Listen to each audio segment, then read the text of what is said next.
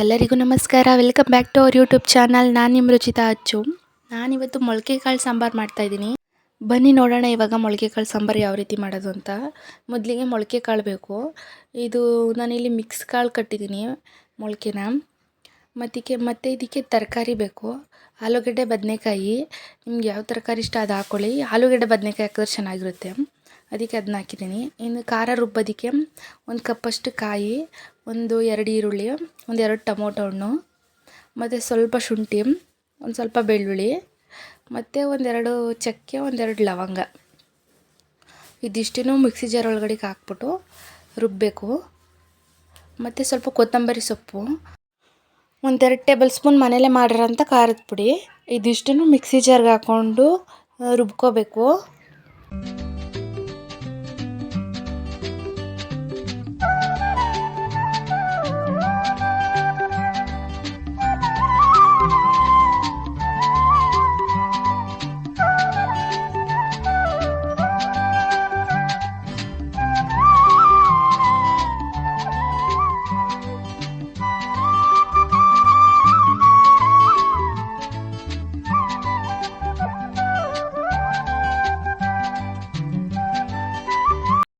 ಇವಾಗ ಖಾರ ರೆಡಿಯಾಗಿದೆ. ಇವಾಗ ಸಾಂಬಾರನ್ನ ಮಾಡೋಣ ಬನ್ನಿ. ಒಂದು ಕುಕ್ಕರ್ ಇಟ್ಕೋಬೇಕು ಬಿಸಿ ಆಗೋಕ್ಕೆ. ಸ್ವಲ್ಪ ಎಣ್ಣೆ ಹಾಕಬೇಕು. 1/2 ಟೇಬಲ್ ಸ್ಪೂನ್ ಸಾಸಿವೆ ಹಾಕಬೇಕು. ಸಾಸಿವೆ ಚಟಪಟ ಅಂತ ಸಿಡಿಬೇಕಾದ್ರೆ ಈರುಳ್ಳಿ, 1 ಒಣಮೆಣ್ಸಿನ್ಕಾಯಿ, ಸ್ವಲ್ಪ ಕರಿಬೇವಿನ ಸೊಪ್ಪು. ಇದಿಷ್ಟು ಫ್ರೈ ಆದಮೇಲೆ ಕಾಳು ಮತ್ತು ತರಕಾರಿನ ಹಾಕಬೇಕು. ಇದಿಷ್ಟನ್ನು ಚೆನ್ನಾಗಿ ಬಾಡಿಸ್ಬೇಕು. ಕಾಳು ಮತ್ತು ತರಕಾರಿ ಎಲ್ಲ 5 ನಿಮಿಷ ಚೆನ್ನಾಗಿ ಬೇಯಿಸ್ಬೇಕು.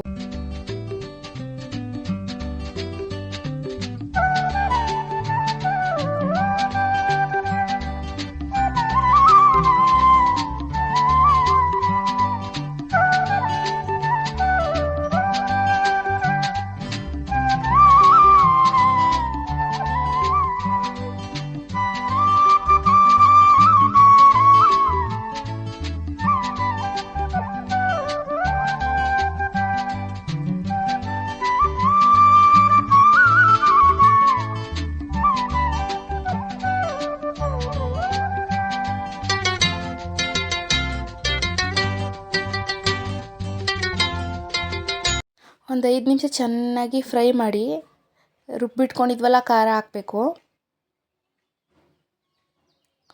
ಮತ್ತು ಸ್ವಲ್ಪ ನೀರು ಹಾಕಬೇಕು ಚೆನ್ನಾಗಿ. ಸಾಂಬಾರು ನಿಮ್ಗೆ ಎಷ್ಟು ಬೇಕಷ್ಟು ನೀರು ಹಾಕಬೇಕು. ಗಟ್ಟಿಯಾಗಿ ಮಾಡ್ಕೋತೀನಿ ಅಂತಂದರೆ ಸ್ವಲ್ಪ ಹಾಕೊಂಡ್ರೆ ಸಾಕು. ಇಲ್ಲ ಸ್ವಲ್ಪ ತೆಳ್ಳಗಿರಲಿ, ಸ್ವಲ್ಪ ಜಾಸ್ತಿ ಜನ ಇದ್ದಾರೆ ಅಂತಂದರೆ 2 ಲೋಟದಷ್ಟು ನೀರು ಹಾಕ್ಕೊಂಡು ಮಾಡ್ಕೊಬೋದು.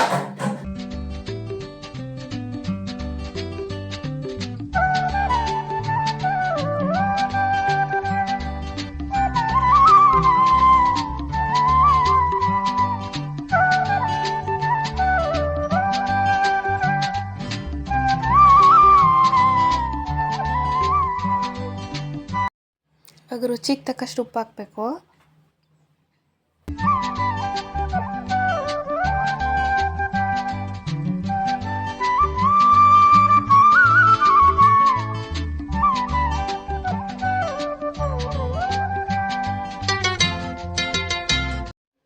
ಸಾಂಬಾರೆಲ್ಲ ನೀಟಾಗಿ ಮಿಕ್ಸ್ ಮಾಡಿ ನಮ್ಗೆ ಎಷ್ಟು ನೀರು ಬೇಕಷ್ಟು ಇಟ್ಬಿಟ್ಟು ಇವಾಗ ಲಿಡ್ ಕ್ಲೋಸ್ ಮಾಡಿ 2-3 ವಿಸಲ್ ಕೂಗಿಸಿದ್ರೆ ಸಾಂಬಾರು ರೆಡಿ ಆಗುತ್ತೆ.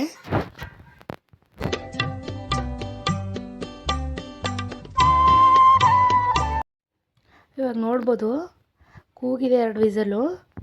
ಯಾವ ರೀತಿ ಬೇಯ್ತಾ ಇದೆ ಅಂತ ತೋರಿಸ್ತಾ ಇದ್ದೀನಿ.